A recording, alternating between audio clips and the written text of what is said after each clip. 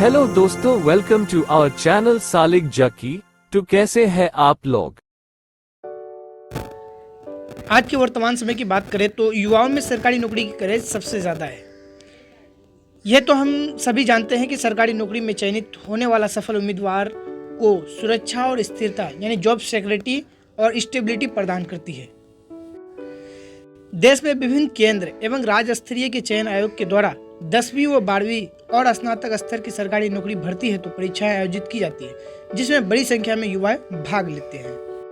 लेकिन दोस्तों, आज का हमारा विषय है कि 10वीं के बाद आप किन किन सरकारी नौकरी हेतु आवेदन कर सकते हैं। यदि आप एक युवा हैं और सरकारी नौकरी के लिए भर्ती की तैयारी कर रहे हैं तो आपके लिए हमारा यह वीडियो बहुत ज़्यादा मददगार होगा। दोस्तों, वैसे तो आप विभिन्न सरकारी क्षेत्रों में 10वीं के बाद अलग अलग पदों में होने वाली भर्ती के लिए परीक्षा दे सकते हैं। हमारे देश में बहुत से ऐसे क्षेत्र जैसे रेलवे, डिफेंस, पीएसयू, एसएससी युवाओं को 10th के बाद सरकारी नौकरी का अवसर देता है। आपको बताते चले कि अधिकतर 10वीं पास पदों के लिए किसी अनुभव की आवश्यकता नहीं होती है। आप बिना किसी कार्य अनुभव के 10वीं पास नौकरियों के लिए आवेदन कर सकते हैं। तो आज के इस वीडियो में हम लोग 10वीं पास के बाद ही टॉप 10 जॉब्स के बारे में बताने वाले हैं। सबसे पहले यदि आप हमारे इस चैनल पर न्यू है तो चैनल को सब्सक्राइब कर दीजिए और बेल का आइकन जो दिख रहा है उसको प्रेस कर दीजिए। नंबर 1 पे है आपका 10वीं जॉब में से नंबर 1 पे है रेलवे। हमारे देश में युवाओं को रोजगार देने वाला एक बहुत बड़ा पब्लिक सेक्टर है, जिसमें लाखों की संख्या में कर्मचारी कार्य करते हैं। दोस्तों, आपको रेलवे विभाग में सरकारी नौकरी के भर्ती हेतु क्षेत्रानुसार अलग अलग रिक्रूटमेंट बोर्ड बनाए जाते हैं, जो रेलवे के विभिन्न पदों को भर्तियां करते हैं। और हमारे जैसे आप लोग को अगर 10वीं में आरआरबी ग्रुप डी में जाते हैं तो इसमें पोस्ट है आपका helper, fitter, cabin man, key man, labour man, porter, shunter, welder, trackman, bridgeman. इसके लिए एज जो होता है 18 से 33 साल होता है। वहीं DLW अप्रेंटिस रिक्रूटमेंट, इसके लिए आपको ITI जरूरी नहीं होता है। इसका एज जो है 15 से 22 साल है। वहीं RRB ALP, इसके लिए ITI जरूरी होता है। इसका एज जो है 18 से लेकर के 30 साल के बीच है। वहीं RRB अप्रेंटिस, इसका IIT पोस्ट होता है, इसके लिए 15 से 24 साल होता है।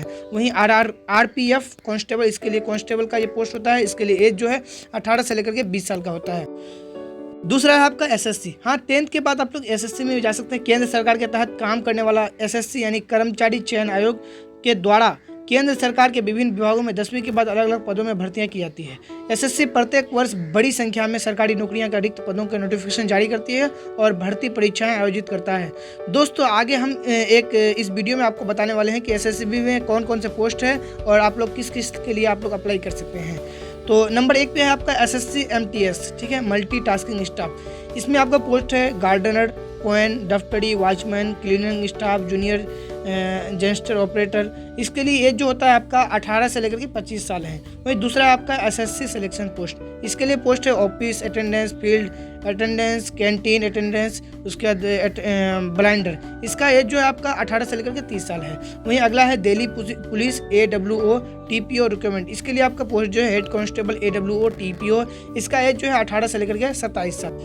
तीसरा जॉब है वो आपका डिफेंस में यानी रक्षा में। यदि आप रक्षा विभाग के अंतर्गत कार्य करने वाले भारतीय सेना सीमा सुरक्षा में 10वीं के बाद अपना करियर बनाना चाहते हैं तो आप कांस्टेबल, गार्डनर आदि पदों के लिए आवेदन कर सकते हैं। प्रत्येक साल इनमें काफ़ी अधिक मात्रा में वैकेंसी निकलती है, जिसके बारे में हम लोग एक अगला वीडियो, इससे पहले एक वीडियो डाले हैं, उसमें पूरी तरह से बताया गया है कि किस तरह से कौन सी वैकेंसी निकलती है, क्या किस तरह से अप्लाई करना पड़ता है। तो इसके पोस्ट की बात करूँ तो नंबर 1 में है मल्टीटास्किंग स्टाफ। इसमें जो है आपका multitasking staff director general armed force medical service. इसमें आपको गार्डनर, पोएन, वॉचमैन, मैसेंजर, उसके बाद स्वीपर, दफ्तर है। इसका लिए एज जो है आपका 18 से लेकर 25 साल है। वहीं दूसरा नंबर पे ITBP कांस्टेबल। इसके लिए पोस्ट जो है आपका कांस्टेबल जनरल ड्यूटी है और इसमें एज जो है 18 से लेकर के 23 साल है। वहीं आपका BSF कांस्टेबल, इसके लिए जो एज है आपका 18 से 23 साल है। वहीं CRPF कांस्टेबल, इसके लिए आपका एज जो है 18 से लेकर के 23 साल, इसके लिए भी एज है। 10वीं के बाद राज्य स्तरीय चयन आयोग की सरकारी नौकरी। जी हाँ दोस्तों, 10वीं के बाद आप लोग राज्य स्तरीय चयन की सरकारी नौकरी में जा सकते हैं। जैसे राज्य स्टेट लेवल का जो पुलिस होता है, उसके बाद डाक विभाग होता है, फॉरेस्ट विभाग होता है, आदि में भी आप 10वीं के बाद जा सकते हैं। जैसे बिहार का होता है बिहार स्टेट पुलिस कांस्टेबल, इसके लिए एज जो कांस्टेबल का पद होता है 18 से 25 साल होता है। हिमाचल प्रदेश का होता है, झारखंड का होता है, वेस्ट बंगाल का, कर्नाटक का। तो लगभग अलग अलग स्टेट का अलग अलग होता है कांस्टेबल का पद, वर्कर का पद, हेल्पर का पद, फॉरेस्ट गार्ड का पद। तो इसमें आप लोग 10वीं के बाद जा सकते हैं, ठीक है। चलिए, अब उसके बाद अगला है PSU। जी हाँ दोस्तों, 10वीं के बाद सरकारी नौकरी के लिए PSU। दोस्तों आप 10वीं के बाद ITI या डिप्लोमा कोर्स किए हैं तो आपको PSU क्षेत्र में निकालने के लिए रिक्त पदों में भर्ती के लिए आवेदन आप कर सकते हैं। PSU कंपनी के द्वारा अप्रेंटिस या ट्रेनिंग के तौर पर 10वीं पास अभ्यर्थी के लिए विभिन्न पद रिक्त कराती है और इसके वैकेंसी निकालती है। अब PSU का देखते हैं कौन कौन पद है। इसके लिए आपका है ESIC, UDC, इसको हम लोग UDC स्टेनोग्राफर कहते हैं। इसका एज जो है आपका 18 साल लेकर के 27 साल है। वहीं पे है आपका दूसरा है जेल पटवारी, इसके लिए पटवारी, इसका एज कोई फिक्स नहीं है। वहीं हिंदुस्तान शिपयार्ड लिमिटेड, इसका ड्राइवर का पोस्ट होता है, इसमें 28 साल एज है। वहीं Bharat heavy electrical limited BHEL, इसके लिए ITI आपको ज़रूरी होता है, ITI पोस्ट होता है, इसका एज 28 साल है।